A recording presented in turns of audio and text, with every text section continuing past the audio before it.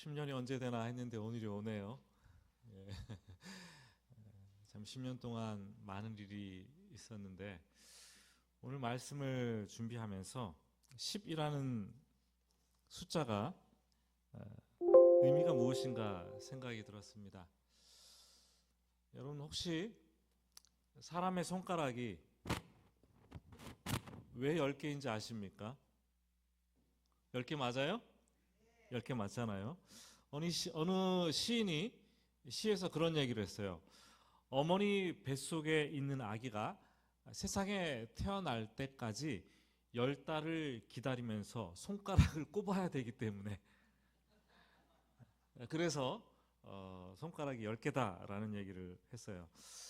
인류 최초의 계산기도 10손가락이고 인간이 태어나면서 처음 사용하는 계산기도 10손가락이에요. 인간이 10손가락을 다 꼽아야지 만들어지는 10자는 꽉 찬 숫자, 충만한 숫자죠. 소돔과 고모라가 구원받기 위해서 의인 10명이 필요했습니다. 애굽에서 종살이하던 이스라엘 백성들은 10가지 재앙을 경험한 후에야 해방이 되었습니다. 하나님은 출애굽한 이스라엘 백성들에게 올바른 삶과 올바른 신앙생활을 살아가도록 하기 위해서 10계명을 주셨습니다. 10 숫자는 구원의 성취이고 하나님께서 요구하시는 완전한 삶의 기준입니다. 이 10이라는 숫자는 신약에서도 아주 중요한데 10드라크마 비유가 있죠. 10처녀 비유도 있죠. 또 10을 3번 곱하면 10 곱하기 10 곱하기 10은 뭐예요? 1000을 이룹니다. 천년왕국은 구원의 최종적인 완성이라고 우리는 알고 있습니다. 여러분, 숫자 10은 하나님의 완전한 통치와 질서를 나타내고 동시에 구원의 완성과 성도의 완전한 삶을 말해준다는 거죠. 어떠세요? 10년을 지나오면서 우리가 하나님의 구원을 얼마나 이루어 왔습니까? 우리가 얼마나 완전한 교회, 완전한 성도로서의 이 충만한 모습을 갖추어 왔습니까? 우리 권사님 간증을 하셨는데 해오름교회가 첫 예배를 드리는 오늘이 정확히 10년이 되었습니다. 그때 기억이 하나도 안 잊어졌어요. 다 기억납니다. 누가 무슨 말을 했는지, 아이가 어떻게 뛰어돌아 다녔는지까지. 우리는 이제까지 하나님의 구원을 위해서 부지런히 달려왔고 할 수만 있다면 성도의 완전한 삶을 살아내기 위해서 부지런히 달려왔어요. 정말 10년 전 해오름교회를 시작하면서 우리가 왜 또 하나의 새로운 교회가 필요한가 질문을 던지고 거기에 대한 답을 했어요. 그게 권사님 말씀하신 주보의 뒷면의 내용이었어요. 제가 말씀을 드리려고 했는데 권사님이 말씀을 또 하시더라고요. 정말 우리가 인본주의와 세속주의를 배격하고 복음과 순수한 열정을 가지고 세속화되어가는 교회 목회자들의 과도한 권위와 교회 안의 정치적인 모습과 집단의 이기주의 성향을 버리고 순수 복음과 교회의 원형 프로토타입 그것을 다시 한번 회복하자라는 취지를 가지고 2015년 12월 31일에 설립되었습니다. 다사다난했던 10년의 이 세월을 충만하게 꽉 채운 오늘 우리가 많이 부족하죠. 그렇지만 하나님께서 우리를 하나님의 구원을 위해서 우리가 부지런히 달려왔고 성도의 완전한 삶을 살아내기 위해서 또 부단히 노력했다고 생각합니다. 하나님과 교회를 향한 여러분들의 수고와 헌신에 정말 깊은 박수를 보냅니다. 박수 한번 할까요?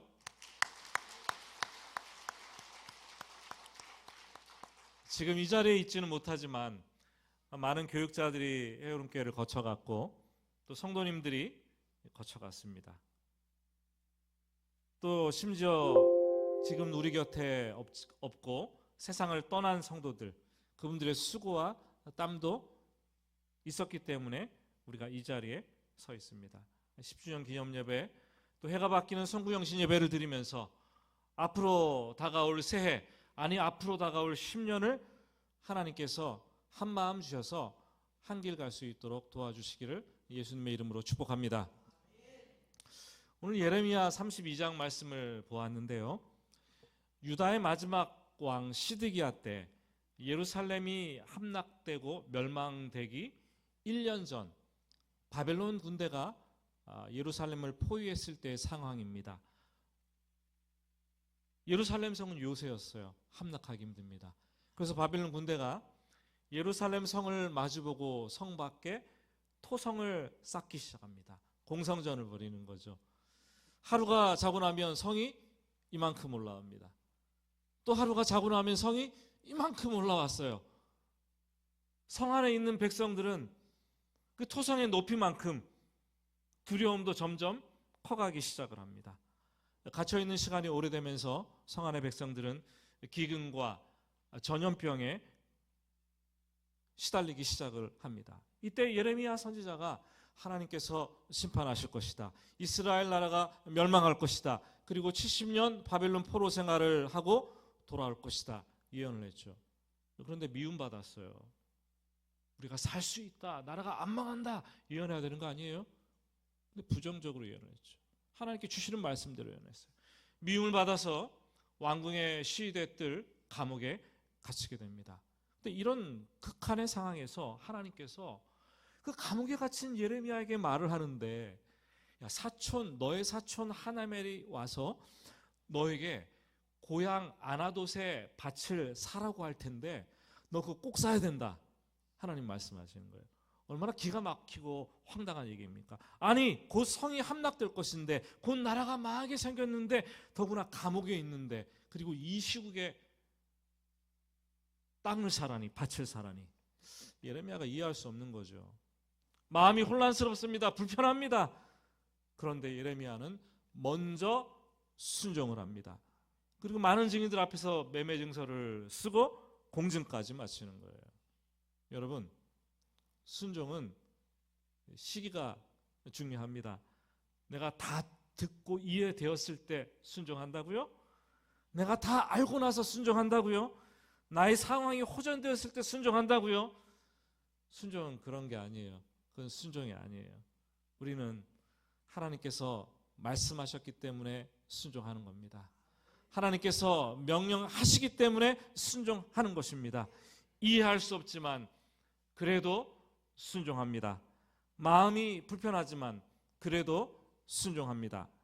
예레미야는 이 하나님의 말씀이 들려질 때 순종할 수 없었지만 순종했어요. 그리고 나서 순종하고 나서 마음이 혼란스러운 상태에서 오히려 하나님께 기도를 합니다. 하나님, 밭을 사라 그래서 사긴 샀는데 내가 왜 이 밭을 이 시국에 사야 합니까? 그러자 하나님께서 기도의 응답으로 말씀해 주시죠. 야, 예레미야야, 네가 밭을 산 것처럼 나중에 바벨론 포로들이 이 땅에 다시 돌아와서 밭을 사고 파는 일상을 회복하게 될 것이다. 내가 할 수 없는 일이 있겠느냐 말씀을 주시는 거예요. 오늘 말씀 37절은 예레미야 기도에 대한 응답이 계속해서 나옵니다. 보라, 내가 노여움과 분함과 큰 분노로 그들을 쫓아내던 모든 지방에서 그들을 모아들여 이곳으로 돌아오게 하여 안전히 살게 할 것이라. 하나님께서 분노하셔서 심판하셨죠. 나라가 망하고 포로로 끌려갔죠. 하지만 심판이 끝이 아니에요. 여러분, 자녀 키우면서 자녀 회초리 쳐보셨습니까? 회초리 치면은 막 회초리 치고 나서 끝 이러십니까? 기뻐하십니까? 다 됐다 하십니까? 그런 거 아니죠. 저도 생생하게 기억 남는 일인데 밤 9시쯤 아들이 초등학교 1학년 때 거짓말을 하더라고요. 크게 잘못한 일이 있었어요. 그래서 처음이자 마지막으로 그 밤에 9시가 다 돼서 회초리를 들었는데 때리면서 감정이 실리지 않도록 무진장 노력을 했지만 이 아이가 잘못했다고 말을 하지 않아요. 고집을 부려요. 회초리가 더 세지는 거죠. 그 매를 든 아버지로서의 마음이 무척 아팠습니다. 아들이 울다가 잠이 들었는데 이불을 들추고 보니까 그 맞은 종아리가 이렇게 멍자국이, 회초리 자국이 있는 거예요. 그래서 약을 가져와서 약을 발라주면서 그때 회초리로 칠 때보다 그 약을 발라줄 때 그 마음이 훨씬 더 아프고 고통스럽더라고요. 여러분, 하나님의 심판은 하나님의 회복을 위한 고육지책입니다. 심판이 끝이 아니라 하나님의 심판이라는 방법을 통해서 궁극적으로 원하시는 것은 내가 너를 회복시키겠다, 내가 너를 구원하겠다 말씀하시는 거죠. 그렇기 때문에 구원은 회복이고 하나님께로 돌이키는 것이고 하나님께로 돌아오는 것이고 처음 상태로 다시 돌아가는 것입니다. 그래서 기독교를 구원의 종교인 동시에 회복의 종교요, 되돌림의 종교라고 얘기합니다. 구원이라는 회복이에요. 회복은 구원의 큰 패러다임 중에 하나 아닙니까? 줄기 아닙니까? 예수님께서 이 세상에 왜 오셨습니까? 하나님께서 인간을 창조하시고 야, 너 참 아름답다, 야 너도 아름답다, 심히 아름답구나 말씀하셨는데 죄를 짓고 타락하고 부패했습니다. 그래서 하나님은 죄 문제를 처리하기 위해서 우리를 처음 상태로, 우리를 다시 깨끗한 상태로, 다시 거룩한 상태로, 보시기에 좋은 상태로 회복시키기 위해서 자기 아들을 이 땅에 보내셔서 십자가에 죽게 하시고 그 피로 우리를 씻어 주셨습니다. 이게 복음 아닙니까? 이게 구원 아니에요? 이게 회복 아닙니까? 그래서 성경의 스토리는 크게 창조, 타락, 구속이 회복입니다. 이렇게 세 줄기로 거대한 숲을 이루고 있습니다. 인간은 거룩한 존재로 하나님이 창조하실 때 보시기에 좋았던 그 존재로 회복시키는 그 메인스트림, 이게 성경의 아주 중요한 물줄기를 타고 흘러가는 것입니다. 지금도 우리가 하나님께로부터 멀어졌다면, 하나님 멀리 떠났다면 하나님은 돌아오라 말씀하세요. 회복을 원하십니다. 내가 너를 회복해 할 것이다 약속하십니다. 2025년도 살아가면서 삶이 얼마나 많이 뭉개졌어요. 신앙이 얼마나 많이 무너져 내렸습니까? 하나님은 우리가 이 말씀을 붙잡고 있다면 아무리 멀리 갔어도, 아무리 흉한 죄라도, 내 영혼과 내 몸이 아무리 고장났다 하더라도 회복시키겠다 말씀하십니다. 그리고 38절 이렇게 말씀하십니다. 그들은 내 백성이 되겠고 나는 그들의 하나님이 될 것이다. 이 말씀은 심심하면 하나님께서 하시는 말씀이에요. 아브라함을 시작으로 출애굽한 이스라엘 백성들을 걸쳐 구약 전체를 관통하는 말씀. 성경을 읽다 보면 이 말씀이 후렴구처럼 빵빠레처럼 막 들려나는 거예요.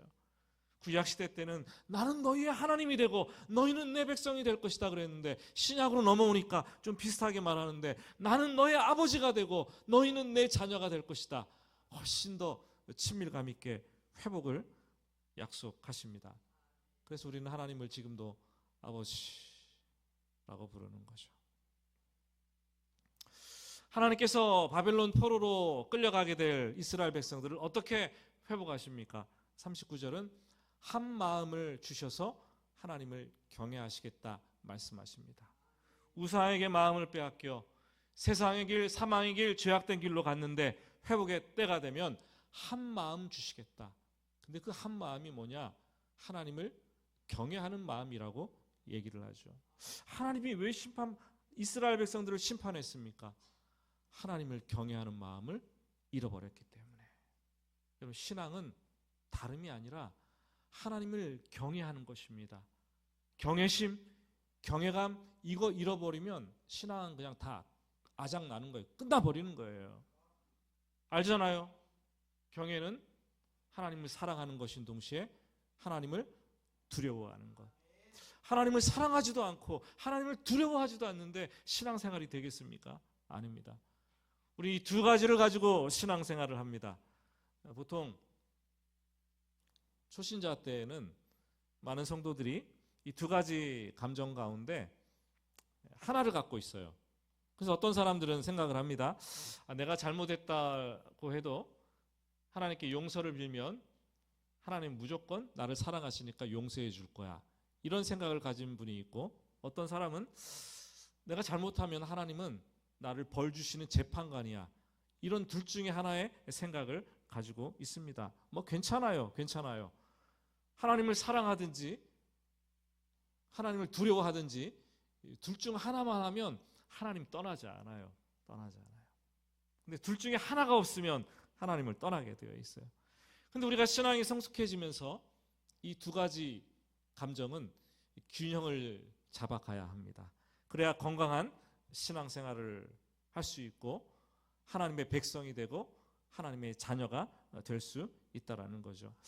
2026년도에는 하나님 많이 사랑합시다. 그리고 하나님 많이 두려워합시다. 옆에 있는 분에게 인사해 봅시다. 하나님 많이 사랑하세요. 하나님 많이 두려워하세요. 하나님께서 회복시키시면 이렇게 한 마음만 주실 뿐만 아니라 한 길을 가게 하셨겠다고 약속을 하십니다.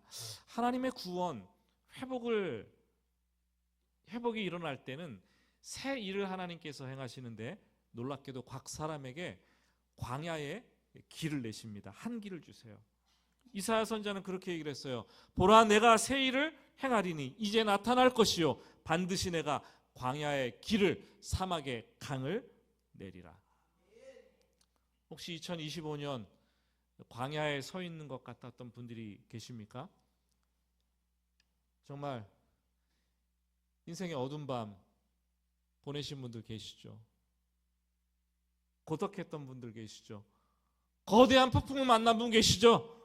사망의 음침한 골짜기를 걸어갔던 분들 계시죠? 한 걸음 앞으로 나가지도 못해서 옴짝달싹 못했던 분들 계시죠? 지금도 두려움이 있는 분들 계시죠? 그럼 괜찮아요. 광야에 서 있다면 하나님께서 지금 광야의 길을 만드시는 중이에요.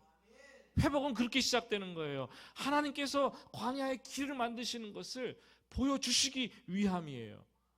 하나님께서 광야로 나간 자만이, 광야에 서 있는 자만이 하나님께서 광야에서 만드시는 길을 볼 수 있는 특권이 주어지는 겁니다. 그 길로 걸어갈 수가 있게 되는 거죠. 근데 놀라운 것은 하나님께서 광야의 길만 내시는 게 아니더라고요. 성경은 얘기하기를 하나님께서 광야에 식탁을 차려주신대요. 놀랍지 않습니까? 대적들이 말하기를 하나님이 광야에서 식탁을 차릴 수가 있겠느냐.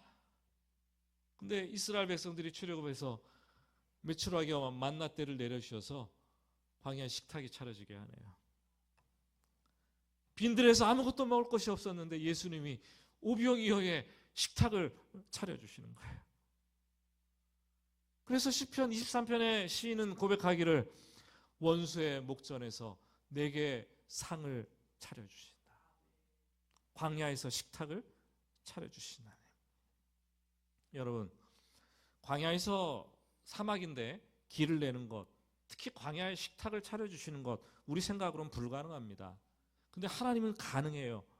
인간은 항상 인간론적인 존재입니다. 그래서 원인이 있어야지 결과를 추론하고 원인이 없으면 결과를 도출해내지 못합니다. 그런데 하나님은 제1원인이 되십니다. 하나님께서는 원인과 결과가 동일할 필요가 전혀 없어요. 원인이 없어도 결과를 만들어내시는 분입니다. 하나님은 처음도 되시고 마지막도 되시는 겁니다. 하나님은 모든 원인이시요 모든 결과이십니다. 모든 만물의 주관자 되십니다.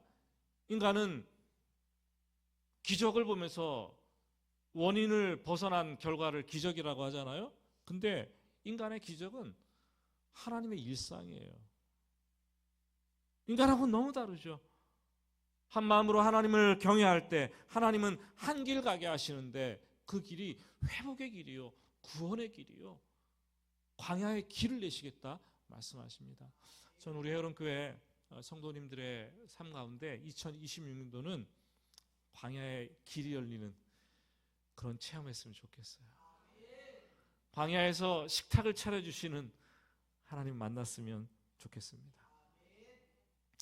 이 예레미야는 고향 아나돗에 밭을 사라는 말씀을 듣고 먼저 순종했습니다. 그 증인들을 다 모아놓고 감옥에서 매매 증서를 씁니다. 뿐만 아니라 도장을 인을 치고 증서 2개를 만들어서 하나는 이렇게 봉인을 해요. 그리고 하나는 봉인하지 않은 매매 증서를 모든 사람들이 다 볼 수 있게 이 토기 그릇에다가 담아둡니다. 예레미야가 하나님께서 이렇게 하라고 하신 이 이유를 이해할 수 없었는데 기도하면서 이해하는 거예요. 응답을 주시니까. 43절 44절 말씀을 보시니까 44절 마지막에 밭을 은으로 사고 증서를 기록하여 봉인하고 증인을 세우리니 이는 내가 그들의 포로를 돌아오게 함이니라. 밭을 사고 희망을 주기 위해서 매매 증서를 쓰고 나중에 이렇게 너희가 밭을 사고 팔고 할 것이다 라는 것을 보여주라는 거예요. 사람들에게. 매매 증서가 아니라 미래의 희망이었습니다. 영원한 언약의 증표가 되었다라는 거죠. 그냥 말로만 해도 될 텐데 왜 이렇게 땅을 사서 매매 증서를 쓰라고 하셨을까요? 이유가 있어요. 언약은 말로만 하면 안 돼요. 인간은 약해도 지킬 수가 없어요. 말은 홍해에 뱉으면 연기처럼 사라집니다. 모든 언약에는 증표가 필요합니다. 증표는 실과 언약과 증표는 실과 바늘처럼 따라오는 거죠. 그 남녀가 결혼하면 일평생 사랑하겠다고 언약을 맺을 때 그 언약의 증표로 뭐를 주고받습니까, 여러분? 뭐를 받으셨어요? 손에 반지 끼고 계세요, 결혼하신 분들? 내가 너를 진짜 미워 죽을 때까지 그래도 끝까지 사랑하겠다는 그 증표가 반지 아닙니까? 네? 반지 안 끼고 다니시는 분들 좀 의심해 봐야 돼요. 그 언약의 증표를 왜 가지고 다니지 않나? 언약은 증표가 있어야 되는 거죠. 홍수 심판 이후에 하나님은 다시는 물로 심판하지 않겠다 하시면서 무지개를 보였어요. 언약의 증표예요. 아브라함을 믿음의 조상으로 너희 후손들을 하나님의 백성으로 삼겠다 말씀하시면서 남자의 몸에 할례를 행하라 했어요. 몸의 증표를 새겨두신 거죠. 하나님을 경외하며 예배하는 자들에게 복 주시겠다 말씀하시면서 안식일을 지키라. 안식일이 증표가 되었어요. 무지개는 공간에 매달아 놓은 하나님의 언약의 증표요. 안식일은 시간 속에 박아 놓으신 하나님의 증표요. 할례는 인간의 몸에 살에 새겨 놓으신 하나님의 언약의 증표라는 거죠. 그 할례가 신약시대 때는 세례로 바뀌지 않았습니까? 말씀을 맺습니다. 기도가 끝난 이후에 이 예레미야는 하나님께서 그 시국에 밭을 사라는 것, 그 의미를 완전히 이해하게 됩니다. 그리고 매매 증서를 계약을 맺고 나서 붙들고 감옥에서 제가 보진 않았어요. 그렇지만 와, 하나님 정말 이렇게 약속을 해주시고 구원과 회복을 약속해 주시네. 이 매매 증서를 붙잡고 막 감격에 눈물을 막 흘렸을 거예요. 사랑하는 여러분, 아무도 땅을 팔고 사고할 수 없는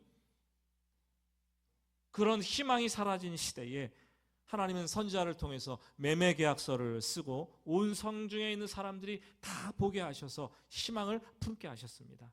그들은 당장 두려움이 있었고 아무것도 손에 잡히는 것이 없었지만 하나님의 영원한 언약, 내가 너를 구원하겠다, 내가 너를 회복시키겠다, 그 말씀을 믿고 담대하게 나갈 수가 있었습니다.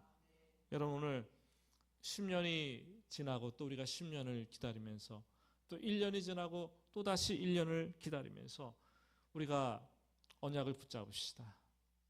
하나님은 나의 하나님이 될 것이고 나는 하나님의 자녀가 될 것입니다. 그것을 위해서 예수 그리스도를 통해서 가장 큰 언약의 증표 십자가를 우리에게 주셨어요. 예수 그리스도의 십자가. 여러분, 2026년도 힘들고 어려워도 우리가 예수 그리스도의 십자가 사랑, 그거 붙들고 나아갑시다. 그리고 또다시 다가올 10년 동안 예수 그리스도의 십자가만 바라보고 이 십자가 붙들고 하나님을 경외하며 한 길 가는 저와 여러분들 되시기를 정말로 예수님의 이름으로 축복합니다.